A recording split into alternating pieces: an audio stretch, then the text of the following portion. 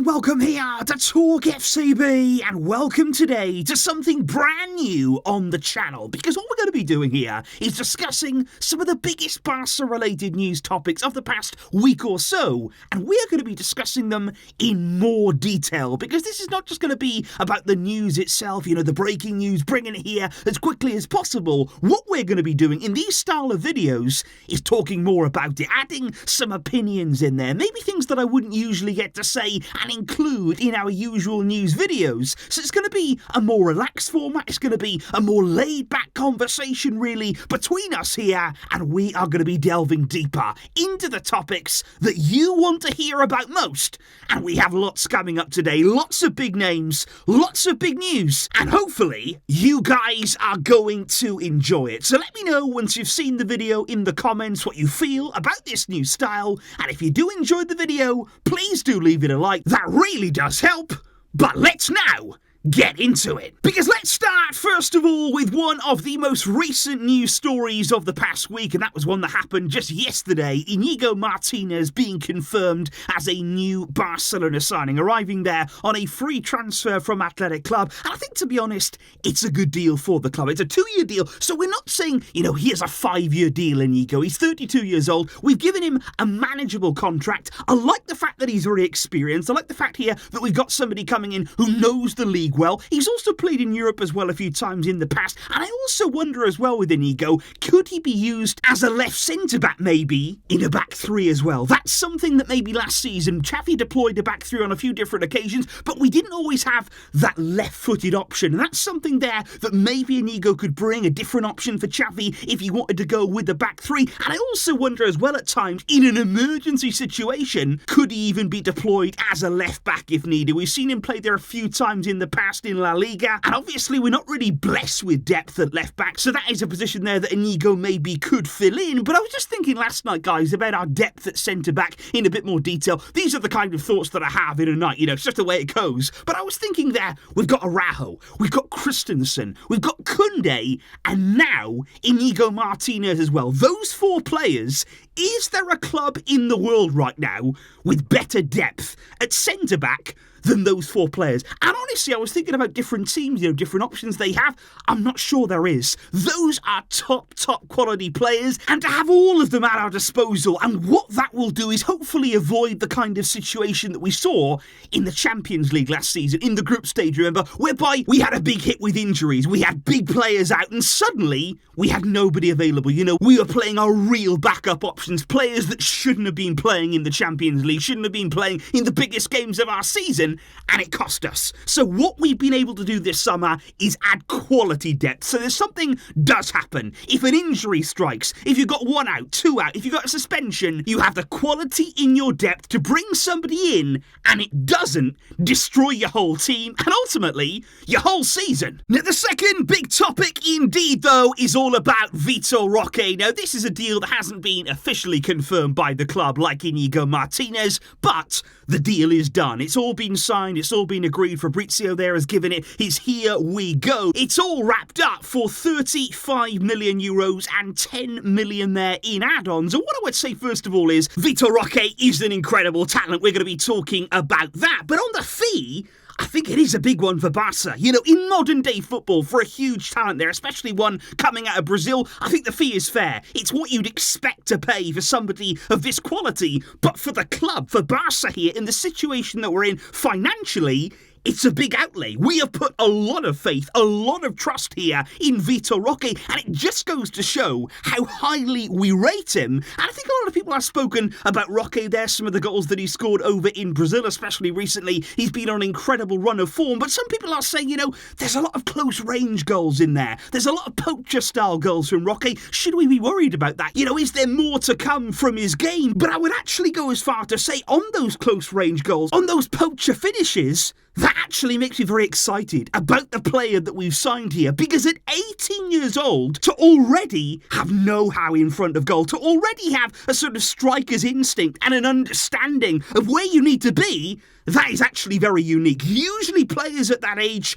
they wouldn't be able to read the game that well. In the 6-yard box, for example, they wouldn't know yet where to make those runs and exactly how to be in the right place at the right time. But to have that in his locker already, that is vital. That is exciting for a centre forward. And of course, there is going to be room to develop. There's a lot of room to grow his game. That's only understandable. And what I really do love about Vitor Roque is the desire that we've seen. We're going to go on today and talk about Arda Guler and what went wrong in that deal and some of the conclusions that we can make from that. But when you look at Roque and the determination that he had to sign for Barca, that is special. Because remember, early on in the negotiations there, as soon as Barca made it clear, we want you. You're a player that we want to bring in. You're certainly somebody that we've had on our radar now for a while. As soon as he knew that, he told his club, I only want Barca. Forget about interest in the Premier League. Forget about the big money offers that may come in. I only want Barca. He took the power out of his club's hands, out of all the other interested parties, and he said, that's where I'm going. Even if he knew he had to wait. And he may have to wait, of course, until January. That's what's being said right now, that we won't bring him in until midway through the season. But I think it was really special what he did there to help the club in the negotiations, to make it clear he only wanted us.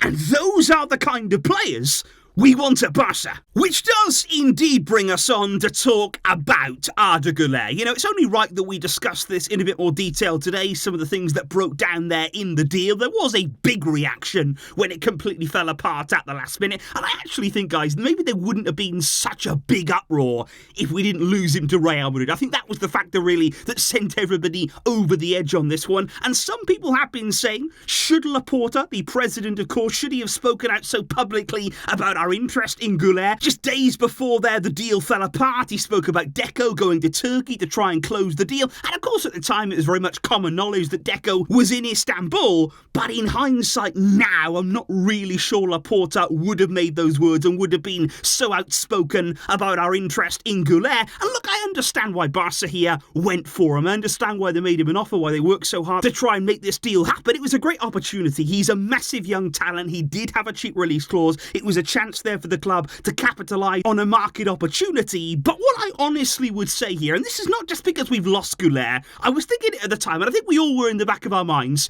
did we actually need him? Because Barca are in a difficult situation financially. We do need to make good choices about the players that we need, about what's required in the team. And did we really need another right winger? Did we really need another creative midfield player?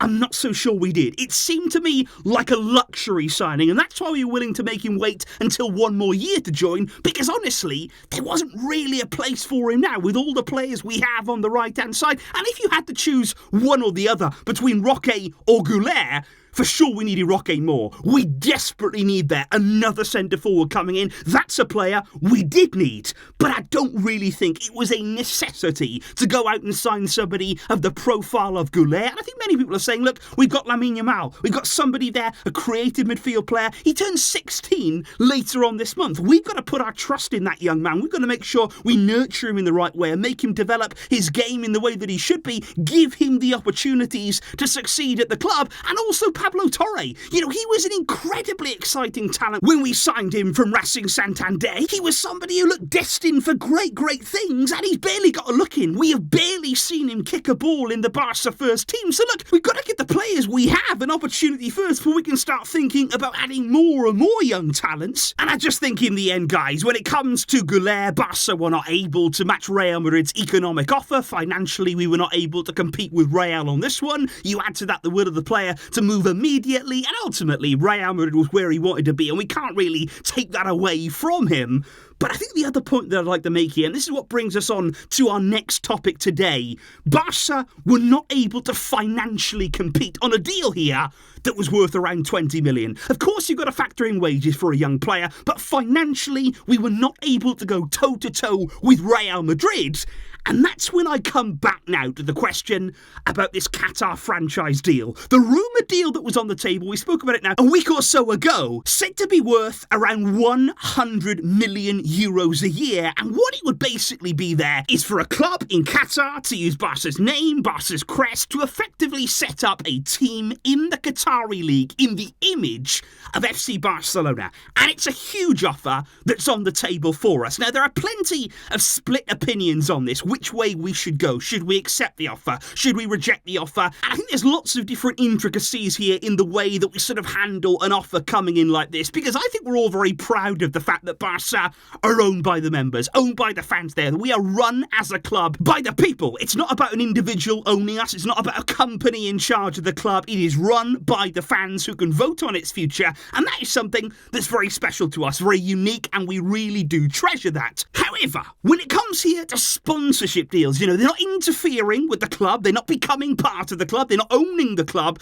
People still say we should be turning down this money. People say we shouldn't be accepting an offer from Qatar, from Saudi, all of this kind of stuff. But I just think right now, in modern day football, it's getting more and more difficult to turn it down. It's getting more and more difficult to turn away with the way that football is going. Because you look elsewhere right now at the top of the game, guys, you've got teams who are run not by wealthy owners, not by a wealthy consortium anymore. It's an entire country backing them. It's somebody there like Qatar. It's somebody like Saudi Arabia. They are running these teams. And even now, with FFP starting to come more into play, you are seeing teams like Man City, like Newcastle maybe, who are actually injecting money from their owners through sponsorship. They're disguising it quite cleverly, although not actually that cleverly at all. Everybody can see that it's happening, but that is what's happening. They're injecting money into the club through sponsorship. So everybody else right now is getting a piece of this. Everybody's tapping into that money elsewhere. And how much longer can we be the ones who are saying, okay, but that's not for us. We don't want that money right now. We're not going to take that particular money. And how much longer can we expect to still compete with the elite clubs in world football at the very top? Because I think right now it's about getting the balance right. We want to keep our values. We want to respect our history and cherish what makes Barca special and unique. But we also have to adapt to modern football. If we want to stay at the top, you will have to look at certain kinds of sponsorship. You will have to look for deals there that work for us, that align with our values and keep control of the club. But let's be honest, we are in a time of need here. And I think you look at somebody like Erling Haaland. He actually spoke out recently. There was a fake quote going around just yesterday online that he laughed at Barca, that he said, Barca have got no money. Why am I being asked about Barcelona? That is something there that he did not say in that manner. That did not happen. It was fake news. But what Erling Haaland actually did say, apparently, at a private wedding there with a journalist, was that Barca was a club that he liked. And it was a club there that was certainly in his mind when he left Borussia Dortmund, that Barca didn't have the money to make it happen. They did not have the money to actually pursue that particular transfer. And that, of course, is one that got away. And then there's Kylian Mbappe this summer. He's set to be on the move from PSG. If not this summer, then certainly next summer. Real Madrid, the most obvious destination. There's Premier League clubs too who could give him the money that he wants. And these are the kinds of players, even if not either of them, but these are the kinds of players that we want to be able to be in the mix for, that we want to be able to be in the conversation for. That's what Barca has always been about. The very best of talent, the very best of players. We want to have the ability to bring them to this club. And I know that it takes time to rebuild. I know that it takes time to recover from the sheer devastation that the previous president unleashed from within at this club. And I'm not saying that I would pay either of them millions a week. I'm not saying that I would throw blank checks at players. I like the fact actually that we're doing things properly now, that we're acting within our means, that we're not overpaying and going crazy with money. But I do think it reinforces the point here that in order to get out of our current situation, to actually find a way through this financial mess, we need to find something. Because football, and especially the way modern football is going, and I don't like it, but we can't stop it. And football now doesn't hang around. You can get left behind. You can certainly there lose your grip on the top of the game, and that is what I think we have to consider. All the offers that arrive to us there, you have to look at what's on the table, you have to understand what can work for us, what we can use in the right way, and that is definitely why Laporta is travelling to places like Qatar, to Saudi Arabia, to see what's out there, to see what can be done. And I think we're going to hear more news on this, and we are certainly considering it right now at the club. But what I want to know is your thoughts, guys, especially first of all on that Qatar franchise offer. Tell me in the comments down below, honestly, what would you do right now in our current situation? They're not taking over the club. They're not trying to infiltrate Barcelona. It is a strictly franchise deal there. Something would be set up in Qatar with our branding for big, big money. Would you accept that offer, or do you believe that we shouldn't be entering into those kinds of deals, that we have to find another way around our current problems? Let me know your thoughts on that down below, and indeed everything else that we have discussed in today's video there, from Inigo Martinez to Vitor Roque and indeed Arda Guler. Let me know all of that in the comments down below, guys. And also, guys, if you could let me know what your thoughts are on this brand new format here, going through these topics in a bit more of a relaxed manner, a bit more of a conversation with opinions between us. Please do let me know all of your thoughts on that, and I will be seeing you soon indeed on the channel with lots more coming your way, lots more things happening here. And thank you indeed, as always, for your terrific support every single video. It means a lot, guys, you coming back to the channel. Thank you indeed for that. I will catch you soon, but until next time, as always, Visca El Barça.